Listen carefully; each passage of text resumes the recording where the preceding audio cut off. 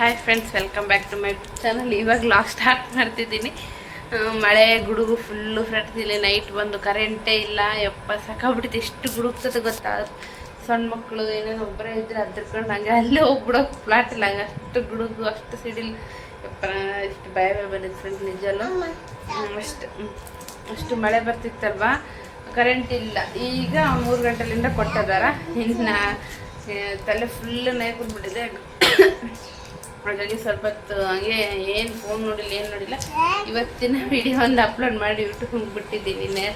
Time ಸಿಕ್ಕಾಗ ನೋಡ್ಕೊಂಡು. ಇನ್ನು ಕೆಲಸ ಇದೆ ಫ್ರೆಂಡ್ಸ್. ನೋಡಿ, ಇಲ್ಲಿ ಬಟ್ಟೆ ಇದೆ, ಇನ್ನು ತಡಿ ಕವರ್ ಹಾಸ್ಬೇಕು, ಗಾಡ್ರೇಜ್ ಕ್ಲೀನ್ ಮಾಡಬೇಕು. ಇವಿಷ್ಟೇ ಕೆಲಸ ಇರೋದು. ಗಾಡ್ರೇಜ್ ಮಂಚಿ ಬ್ಯಾಡ್ ಕೆಲಸ ಇರೋದು, ಇನ್ನೇನು ಕೆಲಸ ಇಲ್ಲ.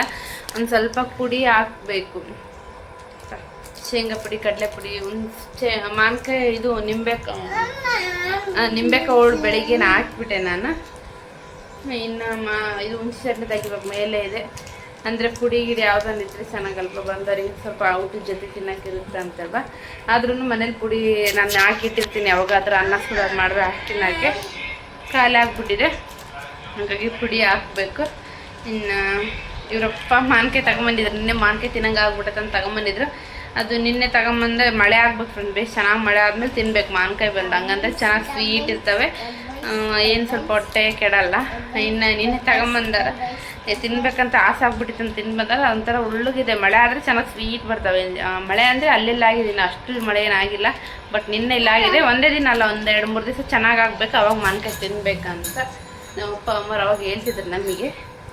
ಹಾಗಾಗಿ ಇವತ್ತು ತಗೊಂಬಂದರೆ ಒಂದು ಕೊಯ್ಕೊಂಡು ತಿನ್ನೋಣ ಅಂತೇಳಿ. ಚಹಾ ಅವಾಯ್ಡ್ ಮಾಡ್ಬೇಕು ಅಂತ ಬೆಳಿಗ್ಗೆ ಒಂದು ಟೈಮ್ ಕುಡಿತೀನಿ ಫ್ರೆಂಡ್ಸ್, ಅದನ್ನಾಗಿಲ್ಲ. ಅದಕ್ಕೆ ಇವಾಗ ಏನಾದರೂ ತಿನ್ಬೇಕಲ್ವ, ಹಾಗಾಗಿ ಮಾನ್ಕಾಯಿ ಕಟ್ ಮಾಡ್ಕೊಂಡು ತಿನ್ನೋಣ. ಇನ್ನು ಲಾಗನ್ನು ಸ್ಟಾರ್ಟ್ ಮಾಡೇ ಇಲ್ಲ ನಾನು, ಸ್ಟಾರ್ಟ್ ಮಾಡೋಣ ಅಂತೇಳಿ. ಬನ್ನಿ ಮಾನ್ಕಾಯಿ ತಿನ್ನೋಣ. ಮಾನ್ಕಾಯಿ ತಿನ್ನೋಣ ಬನ್ನಿ. ಎಷ್ಟು ಚೆನ್ನಾಗಿದೆ ನೋಡೋಕ್ಕೆ. ಇಲ್ಲಿ ಸ್ವಲ್ಪ ಕಾಕಾಯಿ ಇದೆ ಅಲ್ವಾ, ಇಲ್ಲಿನ ಉಳ್ಳುಳ್ಳಿಗಿರುತ್ತವೆ. ನಿನ್ನೆ ತಗೊಂಬಂದಾರ, ನಿನ್ನೊಂದು ತಿಂದಾರ. ನಾನು ಅದರಲ್ಲಿ ಇದು ಆರಿಸ್ಕೊಂಡು ನೋಡಿ ತಗೊಂಡಿದ್ದೀನಿ. ಇನ್ನು ಇದ್ದಾವೆ, ತಿನ್ನೋಣ. ಹೇಗಿದೆ, ಉಳ್ಗಿದೆ, ಸಿಹಿ ಇದ್ದಾವೆ, ನೋಡೋಣ. ಇದರಲ್ಲಿಂದ ಏನಾದರೂ ಜ್ಯೂಸ್ ಥರ ಮಾಡೋಣ ಅಂದ್ಕೊಂಡಿದ್ದೆ. ಕರೆಂಟ್ ಇಲ್ಲ ಫ್ರೆಂಡ್ಸ್. ಕರೆಂಟ್ ಇದ್ದರೆ ಏನಾದರೂ ಮಾಡ್ಬೋದು, ಕರೆಂಟೇ ಇಲ್ಲ. ಅಷ್ಟು ಸಿಕ್ಕಿ ನೆನೆಸ್ಕೊಬಾರ್ದು, ಹಂಗೆ ಆಗ್ಬಿಟ್ಟಿತ್ತು ನನಗಂತೂ. ಈ ವರ್ಷದ್ದು ಮೊದಲನೇ ಮಾನ್ಕಾಯಿ ನಮ್ಮ ಮನೇಲಿ ಬಂದಿದ್ದು ತಿನ್ನೋಕ್ಕೆ. ಅವಲ್ಲಿ ನಿನ್ನೆ ಒಂದು ಟೇಸ್ಟ್ ಮಾಡಿದ್ದಾರೆ, ನಾನಂತೂ ಒಂದು ಸ್ವಲ್ಪ ಕೊಟ್ಟಿದ್ರು, ಅಷ್ಟೇ ತಿಂದೆ. ಇವಾಗ ಕಟ್ ಮಾಡೋಣ ಬನ್ನಿ. ಈ ವರ್ಷದ ಮೊದಲೇ ಮಾನ್ಕಾಯಿ ಈ ಸೀಸನ್ನ ಇದು ಅಡುಗೆ ಕಟ್ ಮಾಡಿದೆ ಮಾನ್ಕಾಯಿ ಎಲ್ಲ.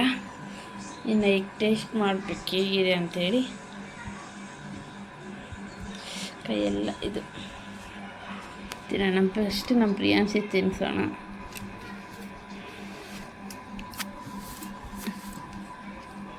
ಬಸ್ ಕುಚ್ ನಮ್ಮ ಪ್ರಿಯಾಂಶಿ ನೋಡೋಕ್ಕಾಗ್ತಿಲ್ಲ ಫ್ರೆಂಡ್ಸ್. ಅವ್ನಿಗೆ ಹೆಂಗಿದೆ ನೋಡಿ. ತಗೋ, ಮಕ್ಕ ತೊಳಿಬೇಕು ಇಡೀ. ಅವನಿಗೆ ಬ್ಯಾರ್ಸಿಲ್ ಜಗ್ಗಾಗ್ಬಿಟ್ಟವಲ್ಲ. ಸ್ವೀಟ್ ಆಯ್ತಾ, ಉಳ್ಗೈತಾ? ಸ್ವೀಟ್ ಆಯ್ತಾ?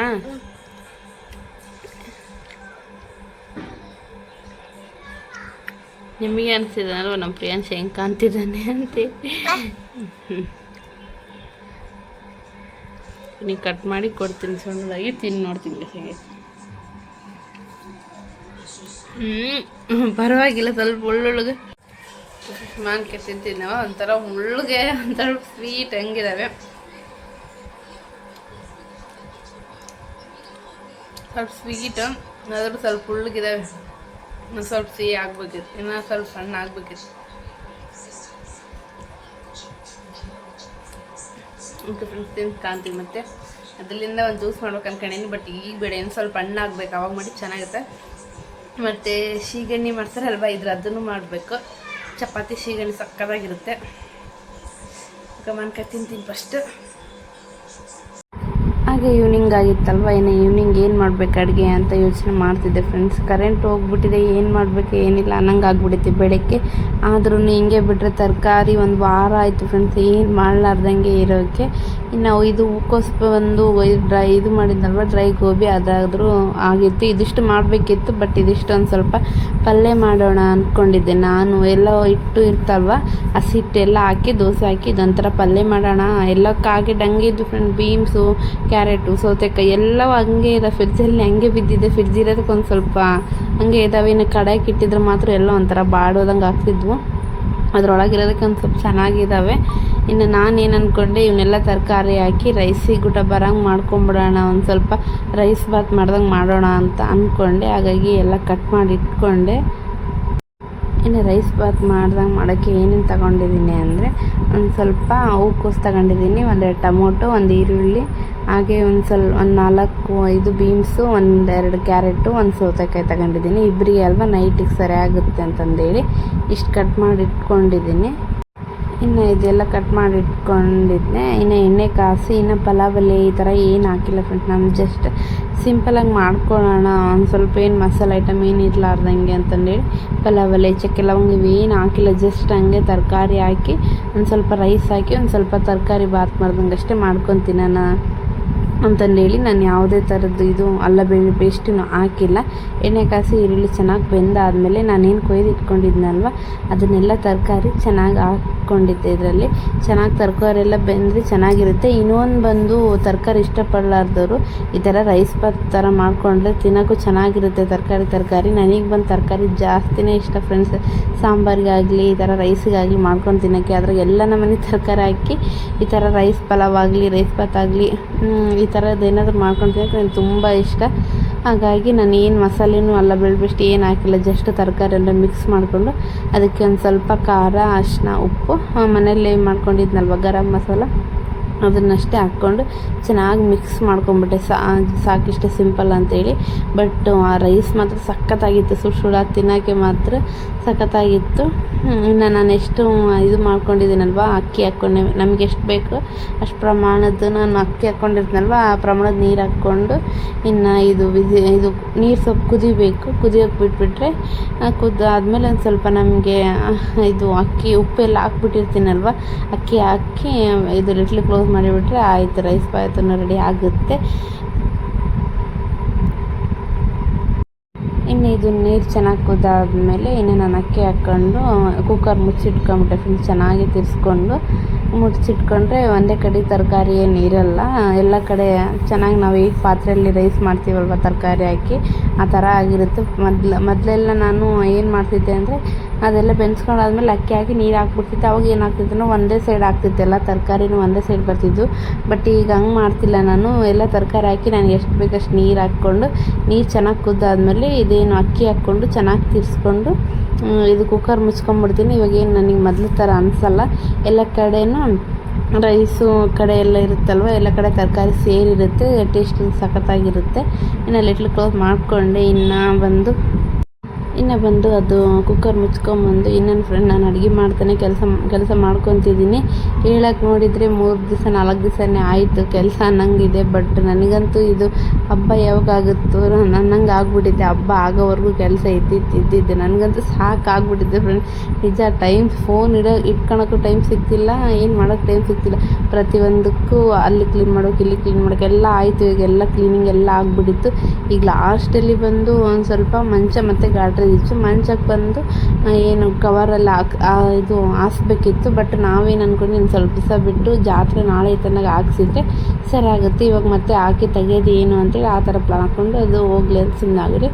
ಇನ್ನು ಇದು ಗಾಡ್ರೇಜಲ್ಲಿ ಬಟ್ಟೆ ಬಂದು ಇದು ಮಾತ್ರ ಕ್ಲೀನ್ ಮಾಡಲೇಬೇಕಿತ್ತು. ಮೊನ್ನೆ ಏನಾಗಿತ್ತು ಅಂದರೆ, ಸಡನ್ನಾಗಿ ನಾನು ಹೇಳಿದ್ನಲ್ವ ಇದೇ ಥರ ಸ್ವಲ್ಪ ರೇಷನ್ ಕಾರ್ಡಿಂದು ತಿರುಗಾಡೋದಕ್ಕೆ ಸ್ವಲ್ಪ ಕೆಲಸ ಇತ್ತು, ಹೋಗಿದ್ವಿ ಅಂತ. ಆ ಕೆಲಸಕ್ಕೆ ಹೋದಾಗೆ ಹಂಗೆ ಸ್ವಲ್ಪ ದೇವ್ರು ಮಾಡಿದ್ರು ನಮ್ಮ ಅಕ್ಕಿಯವರು. ಆವಾಗ ಬಟ್ಟೆಯನ್ನು ಇಲ್ಲಿ ಇಟ್ಟಿದ್ದೆ, ಅವ್ರ ಬಟ್ಟೆ, ನಮ್ಮ ಪ್ರಿಯನ್ಸಿನ ಬಟ್ಟೆ ಇಟ್ಟಿದ್ದೆ. ಬರುವಾಗ ನಾನು ಅಂದರೆ ಬೇರೆ ಕೆಲಸಕ್ಕೆ ಹೋಗಿ ಅಲ್ಲೇ ಇರೋಂಗೆ ಆಗ್ಬಿಡ್ತಲ್ವ, ಹಾಗಾಗಿ ಬಟ್ಟೆ ಇಟ್ಟಿದ್ದೆ. ತಗೊಂಬ ಅಂತಂದು ಇವ್ರಿಗೆ ಹೇಳಿದ್ದೀನಿ. ಇವ್ರು ಏನು ಮಾಡಿದರೆ ಎಲ್ಲ ಕಿತ್ತು ಹಾಕಿ ಎಲ್ಲ ಹೆಂಗೆ ಮಾಡ್ಬಿಟ್ಟಿದ್ರು. ನನಗಂತೂ ಜೋಡ್ಸೋಕೆ ಸಾಕಾಗ್ಬಿಟ್ಟಿತ್ತು. ನಿಜ ಬೇಕಂತ ಮಾಡ್ತಿದ್ದೆ. ಇನ್ನು ನಾನು ಅದೆಲ್ಲ ಕಿತ್ತಾಕಿ ಇನ್ನು ಸ್ವಲ್ಪನೂ ಬಟ್ಟೆ ಜೋಡಿಸಿಲ್ಲ. ಇವರು ಬೇಗನೆ ಬಂದುಬಿಟ್ಟಿದ್ರು, ಯಾಕಂದರೆ ಅವತ್ತು RCB ಮ್ಯಾಚ್ ಇತ್ತು, ಹಾಗಾಗಿ ಬೇಗನೆ ಬಂದುಬಿಟ್ರು. ಈಗ ನಾನು ಲೇಟೇ ತೆಗೆದಿಟ್ಕೊಂಡ್ನಲ್ವಾ ಅಂತ ಅನಿಸ್ಬಿಡ್ತು. ಆಮೇಲೆ ಏನು ಮಾಡ್ಬೇಕು, ತೆಗೆದಿಟ್ಕೊಂಡ್ಮೇಲೆ ಎಲ್ಲ ಜೋಡಿಸ್ಬೇಕಲ್ವ. ಅವರು ಮ್ಯಾಚ್ ನೋಡ್ತಿದ್ರು. ಇನ್ನು ನಾನು ಇದೂ ರೈಸ್ಗುಟ್ಟು ಇಟ್ಟಿದ್ನಲ್ಲ ಅದನ್ನು ವಿಸಿಲ್ಗೆ ಹೋಗ್ಬಿಟ್ಟಿತ್ತು. ಆರಿಸಿ ಇನ್ನು ಏನು ಮಾಡಬೇಕು ಇದನ್ನೆಲ್ಲ ನಾನು ಜೋಡಿಸಿಟ್ಟೆ. ಇನ್ನು ಅವರು ಇದು ಡ್ಯೂಟಿಲಿಂದ ಬಂದು ಮಕ್ಕ ತೊಳ್ಕೊಂಡು ಇನ್ನು ಅವರು ಕ್ರಿಕೆಟ್ ಇದೆ ಅಂದರೆ ಮಕ್ಕನೂ ತೊಳ್ಕೊಳಲ್ಲ. First tea ಬೆಚ್ಚಕ್ಕೆ ನಿಂತ್ಬಿಡ್ತಾರೆ. ಇನ್ನು ಅವರೆಲ್ಲ ಮಕ್ಕ ತೊಳ್ಕೊಂಬಂದು ಒಡೆ ತೊಗೊಂಬರ್ತೀನಂತೆ. ಒಡೆ ತೊಗೊಂಬರಕ್ಕೆ ಹೋಗಿದ್ರು. ಇನ್ನು ನಾನು ಗಾಡ್ರೇಜಲ್ಲಿ ಬಟ್ಟೆ ಎಲ್ಲ ಜೋಡಿಸಿಟ್ಟೆ ಫ್ರೆಂಡ್ಸ್. ಅವ್ರು ಬಂದು ಸ್ವಲ್ಪ ಇನ್ನು ಮ್ಯಾಚ್ ಇದೆ ಅಂದರೆ ಇನ್ನು ಬಾಯ್ಸಿಗೆ ಹೇಳ್ಬೇಕಾ, ಇನ್ನು ಅದ್ರ ಕಡೆನೇ ಇಂಟ್ರೆಸ್ಟ್ ಜಾಸ್ತಿ. ಇನ್ನು ಏನು ಮಾಡಿ ಅಂತ ಕೇಳಿದಾಗ ಹಿಂಗೆ ರೈಸ್ ಬಾತ್ ಥರ ಮಾಡಿದ್ದೀನಿ, ಏನು ಮಸಾಲೆ ಏನು ಹಾಕ್ಬಾರ್ದಂಗೆ ಜಸ್ಟ್ ಹಂಗೆ ಅಂದರು. ಮೊಸರು ಏನಂತ ತರಬೇಕಾ ಅಂದರು. ಇಲ್ಲ ಫ್ರೆಂಡ್ ಮೊಸರು ಮನೇಲಿ ಇತ್ತು, ಹಾಗಾಗಿ ಅವ್ರು ಏನಾದರೂ ನೋಡ್ತೀನಿ ಡ್ರೈ ಗೋಬ್ಸ್. ಅವ್ರಿಗೆ ಡ್ರೈ ಗೋಬಿ ಅಂದರೆ ತುಂಬ ಇಷ್ಟ. ಗೋಬಿ ಮನೆ ತಿಂಡಿ ಎಲ್ಲ ಮತ್ತೆ ಅಂತ ಅಂದಗೋಸ್ಕರ ಅವರು ಮಿರ್ಚಿ ತೊಗೊಂಬಂದಿದ್ರು. ಮಿರ್ಚಿ ತೊಗೊಂಬರ್ತೀನಿ ಅಂತ ಹೋಗಿದ್ರು. ಇನ್ನು ನಾನು ಎಲ್ಲ ಬಟ್ಟೆ ಎಲ್ಲ ಮಾಡಿಸಿಟ್ಟು ಅನ್ನ ಆಗಿತ್ತಲ್ವ, ವಿಸಿಲ್ ಕೂಗಿ ಎಲ್ಲ ಈರುಳ್ಳಿ ಎಲ್ಲ ಹಚ್ಚಿ ಅಲ್ಲಿ ಇಡೋಣ ನೋಡ್ತಿದ್ದೆ.